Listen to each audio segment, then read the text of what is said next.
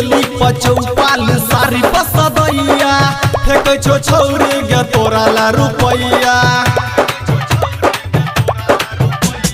चोली पचौपाल सारी पसदैया फेंक छो छौरी गे तोरा ला रुपैया।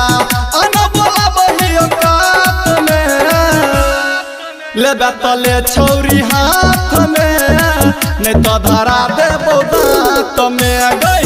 लेबे तले छौरी हाथ में नहीं तो धरा देबो दांत में गई। सुमित सतीश रैना, सुमित सतीश रैना, सुमित सतीश रैना।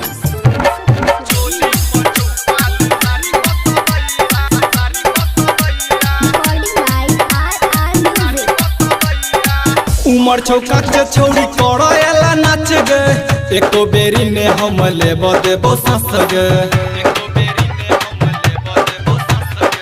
हमरा बात से तो लागे छौका आच गे होतो ने बंद जब ले बजतो ने बाच गे। किया लड़ै छ बात में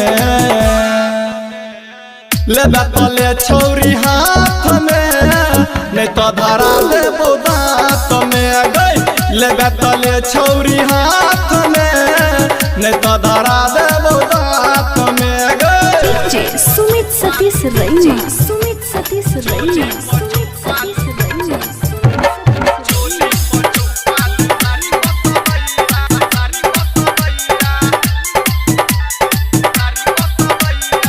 ठेहुन से ऊपर उठा ले घघड़िया तबे नु बरसे गे लगतौ नमरिया। कह छौका दीपक राघो पुड़िया चंदन के संगे हिलब पड़तौ कमरिया। कहाँ भागे छ आधी रात में लेबे तले छौरी हाथ में नहीं तो धरा देबो दांत में गई। लेबे तले छौरी हाथ में नहीं तो धरा दे